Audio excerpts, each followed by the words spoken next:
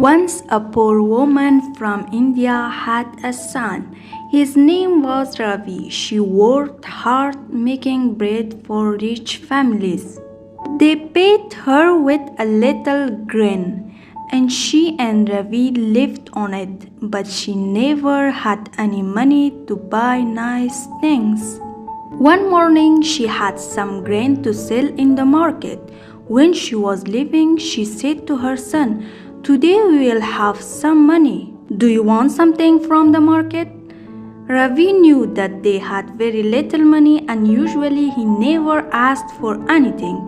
But that morning he said, "A drum." The mother said nothing. She knew that she wouldn't have enough money for a drum. She went to the market and sold the grain. Then she bought some flour and salt to make bread. She felt sad that she had nothing for Ravi. So when she saw a piece of wood on the road, she picked it up and brought it home. She was sure that Ravi would find something to do with it. Ravi didn't know what to do with it, but he didn't want to disappoint his mother. So he carried the wood with him when he went to look for his friends. While he was walking along the street, Ravi saw an old woman. She was trying to light a fire and she was crying. "What's the matter?" he asked. "I need to make bread, but I can't light this fire. This wood is too wet," she replied. "I have got some dry wood that you can use," said Ravi. The old woman took Ravi's wood, lit the fire with it, made some bread and gave a piece of it to Ravi. Ravi wasn't hungry, but to say no to the old woman wouldn't be kind. So he took the bread and walked on. A little later, he came to a young woman by the road with a child in her arms. The child was crying loudly. The young woman's face was tired and sad. "Why is your son crying?" Ravi asked. "He is hungry and I have nothing to give him," the young woman replied. Ravi gave his piece of bread to the child. "Eat this," he said. The little boy stopped crying, took it quickly, ate it, and smiled. "Thank you. You are very kind," the mother said. "Please take this pot. You will think of some way to use it, I'm sure." Ravi didn't know what to do with a pot, but to refuse would be hurtful. So he took it and started walking again. A little while later, he came to the river, where he saw a man and his wife. They were standing next to some clothes and a pot which lay in peace on the ground. The man was shouting at his wife, and they were both angry. "Why are you shouting at your wife?" Ravi asked the man. "She broke in our pot," he replied. "I dropped it. It was a mistake," said the wife, crying. "Perhaps," the man went on, "but people pay us to wash their clothes and now we don't have anything to boil water in." Ravi said, "Look, I don't need my pot. Please take that." The man and his wife were very happy with their new pot. The man took off his coat. "You have been very kind. I want to thank you. Please take this coat."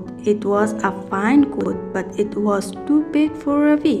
He didn't know what to do, but he didn't want to disappoint the man. So he took the coat and went on walking along by the river. After a short time, he came to a bridge where he saw something strange. A man was sitting on a horse, wearing only trousers. He was shivering. "What happened?" Ravi asked. "I was coming to the city on my horse. Some thieves were waiting on the road. They took everything, my money, shirt, hat, and coat, even my shoes. Please take my coat," said the boy. The man took it. You are very kind, he said. How can I pay you for what you have done? I don't need paying, Ravi replied. I am happy to help you. Well, said the man, you have done a very kind thing, so I want to give you my horse.